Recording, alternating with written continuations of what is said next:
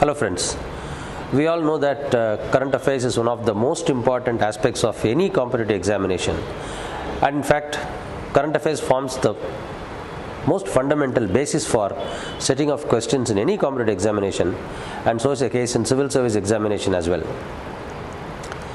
Every year in General Studies paper 1, I am talking about the prelims General Studies paper 1, in the GS paper 1, which we call as the General Studies, we have, that we have different subjects, namely Indian polity, Indian economy. These are two most fundamental subjects. Then comes geography and environmental science. Again, for prelims, this is another important area. Particularly, this area is very important.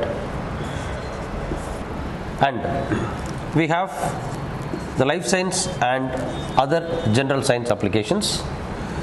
All these subjects are interconnected by one important aspect called current affairs. So it is a current affairs. See, when GS is comprised of all these things, the questions in each of these subjects are mostly drawn from the current affairs we know.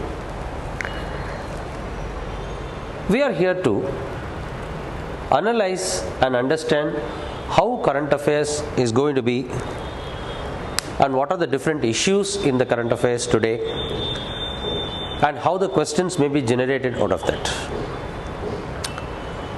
Because with respect to all these subjects, we have at least minimum of 10 to 15 questions in the prelims. And all the 6 subjects together form around 75 to 90 questions, and remaining questions could be of direct current affairs, which will be of what, who and when. So that is a logical idea with which I am going to present the current affairs to you. Let us see issue by issue.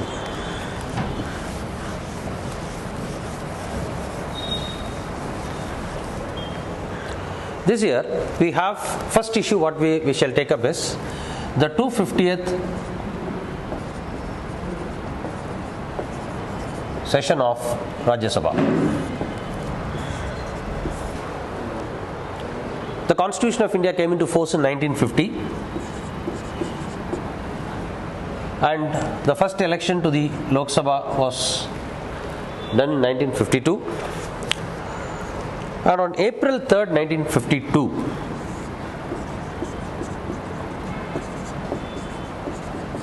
Rajya Sabha had its first session. From April 3rd, 1952 till date, Rajya Sabha has around 249 sessions, and the last session was the 250th session.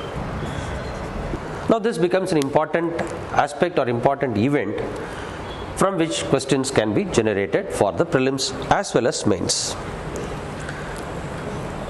Mind it, when it comes to current affairs for competitive examination and civil service examinations, though we are going to focus on prelims, I shall be telling you about the importance or what may be extrapolated to mains as well. And before going into the issue, let me make one more point clear to you. If you take any current affairs issue, you can expect questions for prelims, you can expect questions for mains written exam, and you can expect questions for the personality test as well. In certain areas, the questions may be confined to prelims only. In certain areas, the questions may be confined to mains only. And certain other areas, the questions may be confined to personality test only. But remember, there are certain issues where the questions can be asked in all the 3 exams. At this juncture, let me make one more point clear to you also. If the issue becomes totally obvious, right, if the issue becomes totally obvious, probably the question setter may skip that issue. They may not want to ask a question from that issue also. For example,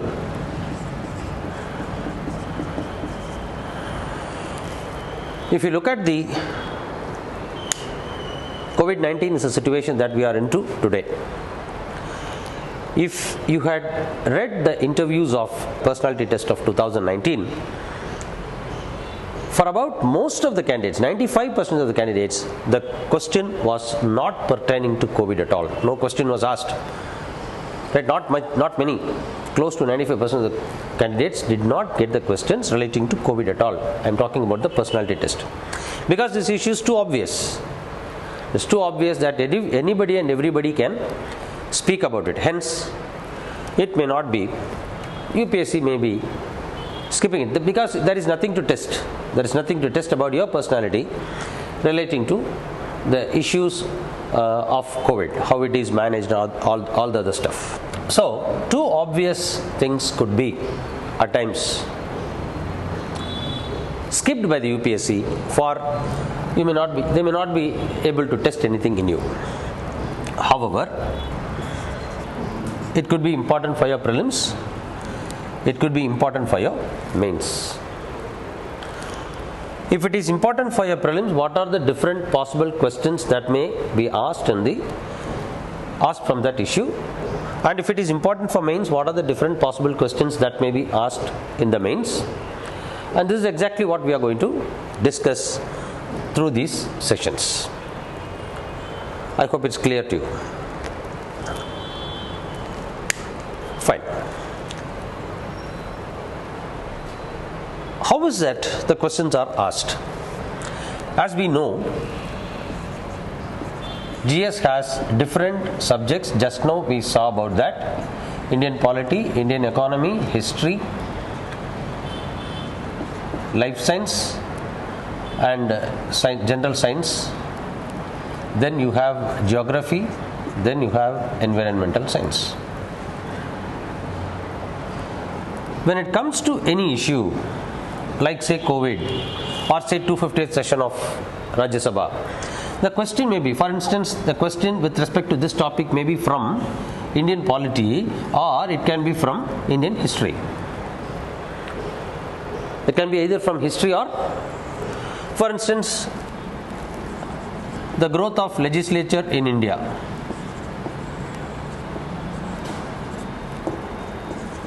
This is a history question that is related to 250th session of Rajya Sabha. Or it can be provisions of constitution. And what are the different provisions of constitution we shall discuss as in due course of the discussion.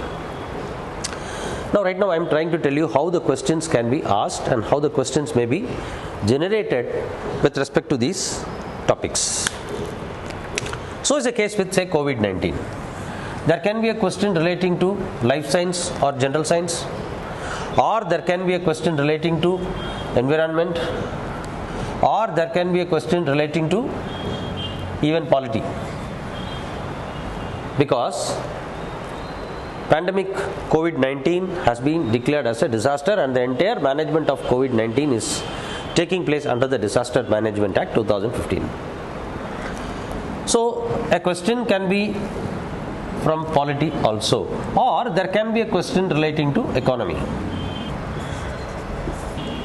Remotely, there's a possibility of a question being asked relating to history with respect to COVID-19, because what are the different time periods such pandemic has hit the humankind in the past. We all know that many a time when the COVID pandemic began, there was a mention about the Spanish flu pandemic in 1918 and 1919. So that's again a history. That can be a history issue, or a history related question can be asked with this is a remote possibility. I am not saying that there will be. Predominantly now you have to now prioritize. In a particular issue, what are the different subjects that can be extrapolated? So from this issue we can go to life science. Secondary could be history. secondary could be polity, third priority could be economy, and fourth priority could be your life science and general science, right? So this is how things are going to work with respect to current affairs and competitive exam, particularly the civil service exam. Now let me sum it up for you. Basically, the questions are related to current affairs, and from the current affairs issue, any issue can be extrapolated to its impact on, say, history or Indian polity, or Indian polity and Indian constitution, or it could be Indian economy, or it could be geography and environmental science, or it could be life science and science and technology, life science, general science and science and technology, right? So it can be extrapolated, and when it comes to all these subjects, it again can be for prelims, mains, written exam, or it could be for personality test or the interview. Now, when it comes to prelims, I hope until now you are clear. How the questions will be asked, let us discuss. When it comes to prelims, predominantly factual and conceptual areas are focused on. Either it could be a fact or it could be a conceptual thing. For instance, if it is COVID, they can ask about the conceptual aspects, like what is the difference between a virus and a bacteria, and what kind of virus is it, what is an RNA, what is a DNA. This kind of conceptual aspects can be asked as a question. Or if it comes to fact, for instance, there was an issue about 250th session of Rajya Sabha. There can be a question relating to history. When was the upper house of, when did upper house in India, Indian legislature came into force? For instance, it was by the Montagu-Chelmsford reforms of 1917. That can be a history related factual question. So likewise, we will see in due course of time how we will take up individual issues and then find out how the questions are being asked over there. When it comes to mains written examination, predominantly analysis is important and analytical type of questions are being asked. Say for instance, with respect to, say, Rajya Sabha's 250th anniversary, the session of 250th session, the question may be relating to the utility of Rajya Sabha and how Rajya Sabha plays. Already they have asked questions relating to that. But already there have been certain questions asked about Rajya Sabha in the previous year mains, about the utility and what role it can play. So like those kind of analytical questions may be asked in the mains. When it comes to personality test or the interview, it is more of opinions, viewpoints. What is your view? For instance, they may ask, do you think Rajya Sabha is actually playing its role what it was envisaged to play? Do you think Rajya Sabha is having any utility? Do we really have the upper house? Likewise, your opinion may be asked. So basically, any issue will have factual or conceptual dimensions, and based on that you can analyze the pros and cons, the arguments for and against, and then based on that you will draw an opinion. So this is how the examination is testing a personality. So this is how the questions are asked, and this is how the current affairs works, and this is how the examination is designed.